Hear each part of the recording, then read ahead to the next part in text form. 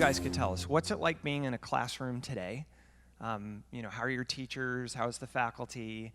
And what do you do on the weekends? So you guys can take it in whatever order you feel comfortable. So, classes, it depends on what classes you're in. If you're in lower division classes, at least for STEM majors, I'm not sure exactly how it is for the humanities, but I guess you'll tell us. There can be 400 or more students to a single class, and so lecture halls are super packed. Oftentimes there's eye clickers for lower division classes, which basically track your attendance electronically. You have to come with it and then answer questions, and it can be a bit annoying, but it is what it is. So yeah, large classes in lower division can make it more challenging to, I guess, grasp the material when there's so many people. Like, how do you even contact the professor? But a lot of times professors will be pretty open with their office hours, and there will be lots of TAs. So help is there if you seek it out. Upper division classes have smaller class sizes, that maybe 30 to 50, depending on the class. Lab classes are really fun. I've really enjoyed them. It's great to get the hands-on experience with, chemical instrumentation, lab techniques, and the teaching assistants that run those lab classes are always really engaging. So those, I think, were my favorite classes. I would say it really depends in social sciences. I've had the huge first year writing class, which is 100, 200, 300 people in a lecture hall. And then I've also had a 70-person class where the teacher was like, I don't take attendance, but attendance is mandatory, and that means that I have all of your faces memorized. Don't really know how that worked out, but I did fine. So, and then sometimes you just gotta play the game and the system works out for you. My Public Service in America class this quarter is a lower division, which tends to have more students, and I somehow lucked out with 4 students in a class. Don't really know how that happened, but I took it, and it's been amazing. It's a lot of dialogue and discussion, and just been taking advantage of that experience. TAs are my best friends.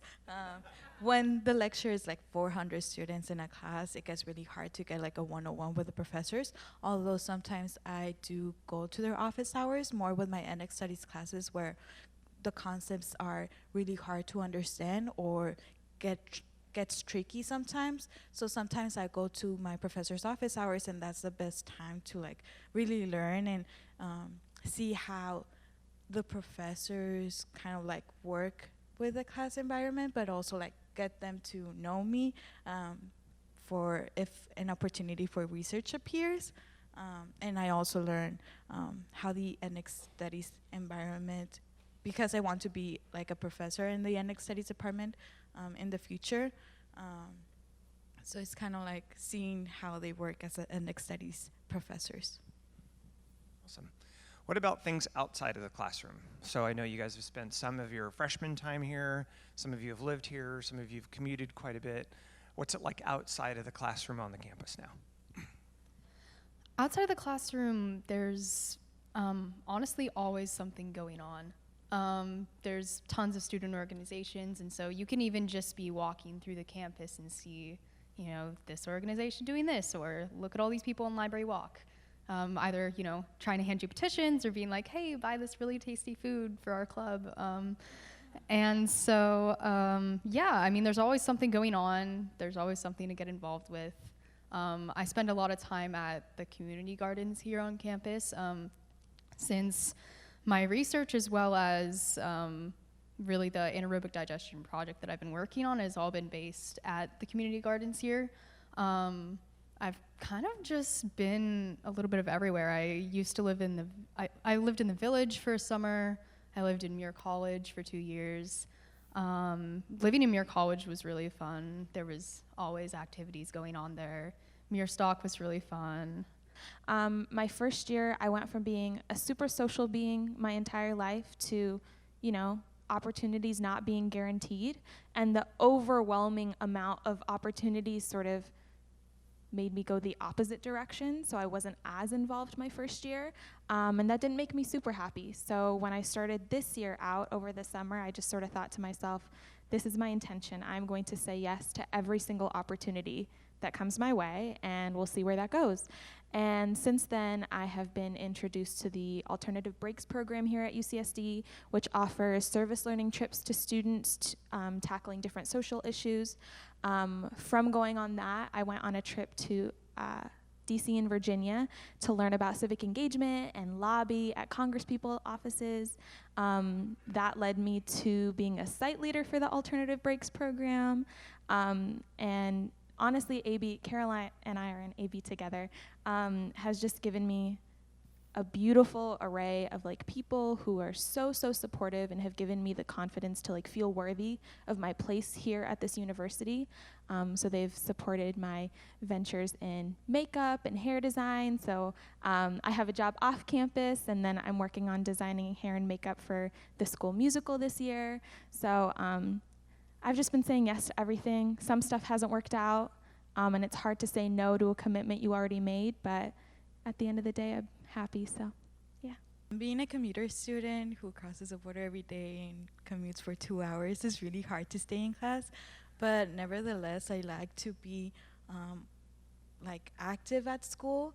I've created my organization that's called Ignite at UCSD that empowers women to kind of learn about civic engagement and them taking their leadership to become the future generation of political leaders. And with Divya, I've participated also with Alternative Breaks as a member last year and have become a site leader this year. We went to Washington, D.C. as a group to Turner Elementary School and have created a college mentorship with the students who are 4th graders right now. And we communicate and create that relationship through pen pals. And what I've learned from my classroom, I use it with my experiences outside of the classroom with my organizations and Alternative Breaks. And yeah. Awesome, thank you. So at some point there's this thing called graduation, right? So what do you see after graduation? What are your goals, and how do you think UCSD has prepared you for that? Currently, the project that I've been working on, we've been taking food waste from the campus dining halls and using an anaerobic digestion system to convert it into biogas and into fertilizer, which we've been using to grow plants. We've been giving some of those plants to the Triton food pantry occasionally. Other times, we've been just growing it for research for the students at the garden. And so I'm part of an I just joined an accelerator program actually through the Rady School of Management, and so I'm working to hopefully eventually establish a business out of this, and be able to basically use food waste to not only sequester carbon dioxide by creating a renewable energy source and growing food from waste itself, but also creating this closed loop system. That can not only be environmentally beneficial, but also for community gardens or restaurants or people that may not even have good soil to grow plants on. They can take this fertilizer and they can use it for their benefit to actually, have this small-scale agriculture. And so there's that. I also have been enjoying my research so far, which I've been working with a microbiology lab here to basically improve the efficiency of anaerobic digestion, and so I've also been really enjoying that. I may continue to pursue a PhD, but to be determined. Upon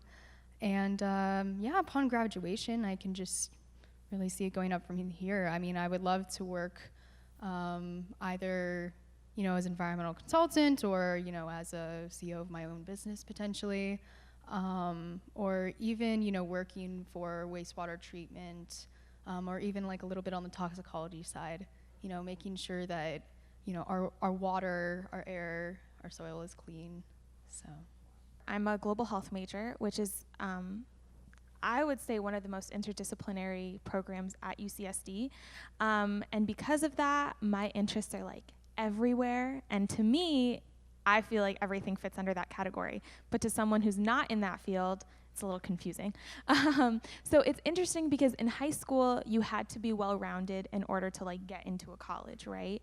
And then in college, it's like if you are well-rounded and have different interests, there's this impression that like you don't really know where you're going with your life because there's not one focused path. And that's not how I feel. I feel like my interests in global health, in healing, and in the creative arts all blend together. So UCSD has prepared me because I've sort of had to prove my worth in every opportunity that I've had here in every class and every extracurricular. So I'm not really scared to fight for maybe a job that doesn't exist yet. And we'll see. I don't really know what grad school is going to be right for me or what job's going to be right for me, but the plan is grad school for now. Because I'm an ethnic studies and political science, I'm so engaged into politics, and I do definitely want to run for office in the future. I believe that women representation and women of color representation in politics is very important. So that's the reason why I also started Ignite at UCSD, because it ties to what I want to become in the future, but also empower others. How do you think UCSD is preparing you for this? You know, it's one thing that you're taking your classes, you're getting the experiences on campus, but how is the university actually preparing you to take that step? I ask these questions because certainly as alum and people that care, you know, we're here to help, right? And we can make an impact, certainly for you. We definitely want to hear the things that are going right, but if there are things that aren't too, that the university can improve on, those are the things that we want to hear from you guys too. I would say that the university has prepared me not so much with lecture courses, but more so with what I was able to get involved with outside of the classroom. I started out as part of Engineers for a Sustainable World, which is a student organization on campus, basically dedicated to designing and building sustainable projects. So I started out there looking at a project for carbon capture, and I ended up meeting some really great students at Rogers Community Garden. And from there, you know, it just took off. We started planning anaerobic digestion buildings and designs because we saw a huge problem on the campus for, you know, food waste that was just getting thrown into landfills. You know, this not only is a problem at UCSD, but, you know, in all of the United States. So, yeah, I mean, really the extracurriculars related quite a bit to what I was learning in my classes as well, though. And so I think, you know, pairing your own interests and experiences with what you're learning in the classroom is what I think is the most important and also the most rewarding. Okay, so how can alumni help? First things first, construction is a huge thing on campus, right? And parking is very expensive. So I don't know what the channels are, but if you guys could help with, you know, decreasing that parking permit price a little bit, that would be amazing. Because I pay a lot and I only get to park on a dirt lot, so it's not worth it. But I have to come to school. So, but other than that, I've already talked about the alternative breaks program, and I think that has been the biggest thing for me outside of the classroom because of the trip. So as I mentioned, I went on a civic engagement service learning trip. Through that, I was inspired with some of my friends to start a civic dialogue organization on campus. Through that, we have been invited to a bunch of conferences throughout the year. I'm actually headed to DC in a couple weeks where we'll be presenting there. And we've also learned how to write grants, which I hear is very important for the adult research life. So we went through that whole process, and I've just learned so much, gained so many skills that I thought I could only learn once I had a job. So contributing to programs like that, if any of you are socially justice inclined, I would say that's the path to go, because I was able to go on my trip because most of the AB trips are around $1,000 to $3,000 because that's the cost of going on a trip. This one in particular was offered at $200 for an entire week, and that was because of alumni funding and donations. So we are very grateful for it, and we welcome it, and it definitely makes a difference. I second Divya a lot, but alternative breaks form such a great part of my life and my growth as a person. I will say that the contribution of alumni towards organizations like this are so helpful for the students right now who are experiencing this, and for their growth.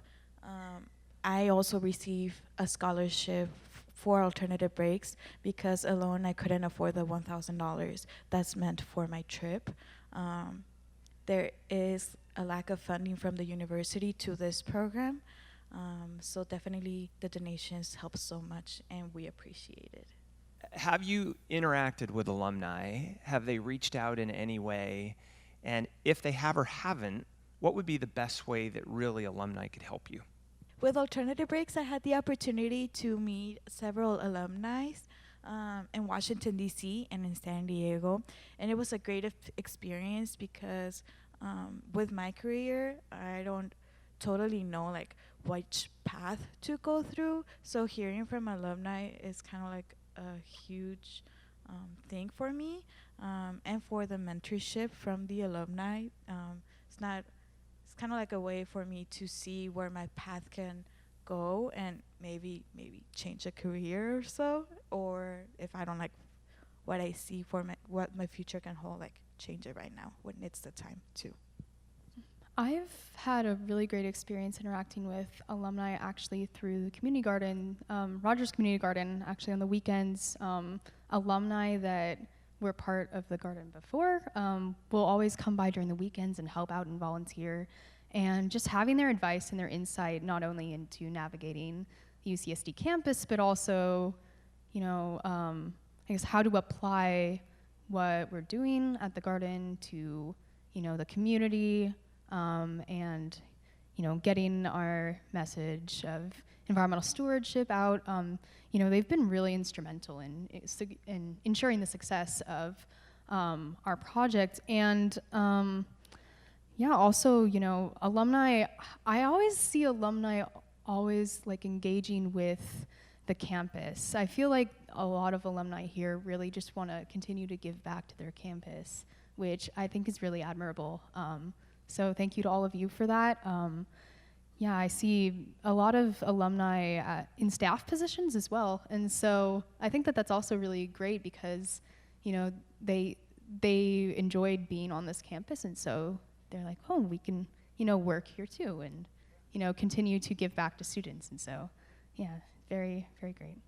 I don't think I've ever really been introduced to alumni in any official capacity. I don't know if I'm not in the right channels or not, but I've definitely reached out to maybe some of the recent graduates that I've known that have gone on to do awesome things in DC, and also one specific one I want to mention is someone who graduated this past year and went forward to bring his student organization that he created on this campus into an actual nonprofit organization of San Diego for homeless outreach, and he's a homeless outreach case manager.